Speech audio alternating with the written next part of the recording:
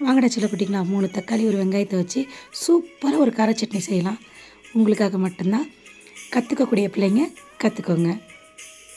இதுக்கு 3 தக்காளி, ஒரு வெங்காயம், ஒரு எலுமிச்சை சைஸ் புளி, 10 பல் பூண்டுடா பட்டும் இருங்க.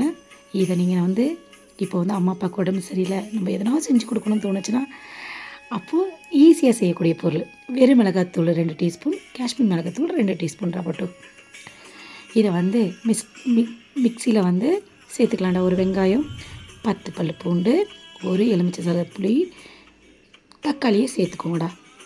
இதில் சேர்த்து வச்சுருக்க அது 2 டீஸ்பூன் காஷ்மீர் மிளகாத்தூள், 2 டீஸ்பூன் வெறும் மிளகாத்தூள் பட்டும். இதில் கொஞ்சம் உப்பு சேர்த்துக்கோங்க. உப்பு சேர்த்துட்டு இதை நல்லா ஃபைன் பேஸ்ட்டாக அரைச்சி எடுத்துகிட்டு வந்துருங்கடா. நிதானமாக கற்றுத்தரேன். இப்போ பாருங்கள், அக்கா திறக்கிறேன். எப்படி இருக்குது பாருங்கள், கலர்ஃபுல்லாக இருக்கா? அது மட்டும் இல்லை, டேஸ்ட்டும் அல்டிமேட்டாக இருக்கும். செஞ்சு சாப்பிட்டு பாருங்கள், கொடுத்து பாருங்கள். அடுப்பு பற்ற வச்சுக்கலாம்டா பட்டு. பார்த்து நில்லுங்க. அடுப்பு பக்கத்தில் இருக்கும்போது கவனமாக இருக்கணும். எண்ணெய் தெரிச்சிடக்கூடாது. நல்லெண்ணெய் நிறைய சேர்த்துக்கோங்கடா. இதுக்கு முக்கியமானது இந்த எண்ணெய் மட்டும்தான். நல்லெண்ணெய் நிறைய சேர்த்துக்கணும்டா. 2 நாள் ஆனாலும் கெட்டு போகாது. அல்டிமேட்டாக இருக்கும். 2 இட்லி சாப்பிட்ற இடத்துல 4 இட்லி சாப்பிடுவாங்க. இப்போது கொஞ்சம் கடுகு, ஜீரகம். கடுகு போட்டாச்சு. இப்போ கொஞ்சம் ஜீரகம் எடுத்து போட்டுக்கோங்கடா பட்டுங்களா. ஜீரகம் போட்டாச்சு. கொஞ்சம் கருவேப்பிலை போட்டுக்கோங்க. கருவேப்பிலை போட்டுட்டு கொஞ்சம் பெருங்காயம் மறக்காமல் ஆட் பண்ணிக்கோங்கடா. நல்லா பெருங்காயம் ஆட் பண்ணிவிட்டு இப்போது அரைச்சி வச்சுருக்கோம் இல்லையா ஃபைன் பேஸ்ட்டு, அதை மிக்ஸ் பண்ணிக்கணும்டா பட்டு. நிதானமாக சொல்லித்தரேன், கேட்டுக்கோங்கடா. அங்கே பாருங்கள். அப்படி சேர்த்துட்டு கொஞ்சம் என்ன பண்ணுறீங்கன்னா இதுலேயே தண்ணி விட்டு மிக்ஸ் பண்ணிக்கோங்க. ஏன்னா அப்படியே வச்சுருந்தீங்கன்னா பட்டுன்னு தெரிக்கும்.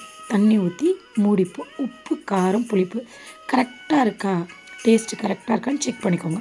செக் பண்ணிவிட்டு அடுப்பை கொஞ்சம் ஸ்லிம்மில் வச்சுட்டு 10 நிமிஷம் இதை மூடி போட்டு விட்டுடுங்கடா பட்டு. இப்போது டேஸ்ட் பண்ணியாச்சு. செம்மையாக இருக்குது. கொஞ்சம் பச்சை வாசனை இருக்குது. 10 நிமிஷம் கொதிச்சா பச்சை வாசனை போய்டும்டா.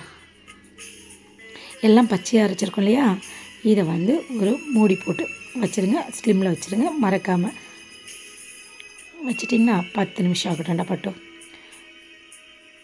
இப்போது இது 10 நிமிஷம் ஆகட்டும். வாங்க, இட்லி பயங்கரமாக ஒரு புசுன்னு பஞ்சு போல் ஒரு இட்லியை ஊற்றுவோம். இந்த மாவு எப்படி அரைக்கிறதுன்றதை நெக்ஸ்ட்டு வீடியோவில் அக்கா அப்டேட் பண்ணுறேன். உரலில் தாண்டா ஆட்டுவேன் அக்கா. நான் ஒரு வாட்டி ஊற வச்சு என்ன பக்குவத்தில் ஆட்டுறதுன்னு சொல்லித்தரேன்டா பட்டு. இப்போது இட்லியை ஊற்றிக்கலாம். இட்லியை ஊற்றிக்கிட்டு இது 10 நிமிஷம், அது 10 நிமிஷம் இருக்கட்டும்டா பட்டு. சரிங்களா? ஃபைனலாக பாருங்கள். சாப்பிடணும் தோணுச்சுன்னா அக்கா வீட்டுக்கு வந்துடுங்க. சரியா? இதெல்லாம் கற்றுக்கக்கூடிய பிள்ளைங்களுக்காக மட்டும் போடுற வீடியோ. தெரிஞ்சவங்க பாருங்கள், தெரியாத எனக்கு கமெண்ட் பண்ணி சொல்லுங்கள். செஞ்சு சாப்பிட்டு பயனடைங்க. பயனுள்ள வீடியோவுக்கு ஆதரவு கொடுங்க. பாருடா, ரெடி ஆகிடுச்சு. செம்மையாக எண்ணெய் பிரிஞ்சு மேலே வந்திருக்கா. நல்ல சூப்பரான அல்டிமேட்டான சட்னிடா. ஈஸியாக செய்யலாம், கஷ்டமே பட வேணாம். ஒரு வாட்டி ட்ரை பண்ணி பாருங்கள். நல்லா கற்றுக்கக்கூடிய பிள்ளைங்களுக்கு கொஞ்சம் ஈஸியான ஒரு ரெசிபிடா இது. சுட இட்லிடா. இட்லிக்கு வேறு லெவலில் இருக்கும் அது. பஞ்சு போல் இட்லி இருக்கும். செஞ்சு சாப்பிட்டு பாருங்கள். நெக்ஸ்ட்டு வீடியோவில் அக்கா இன்னும் புதுசாக எதனா அப்டேட் பண்ணுறேன். நீங்கள் செஞ்சு கொடுத்துட்டு எப்படி இருக்குன்னு கமெண்ட் பண்ணிவிடுங்க மறக்காமல்.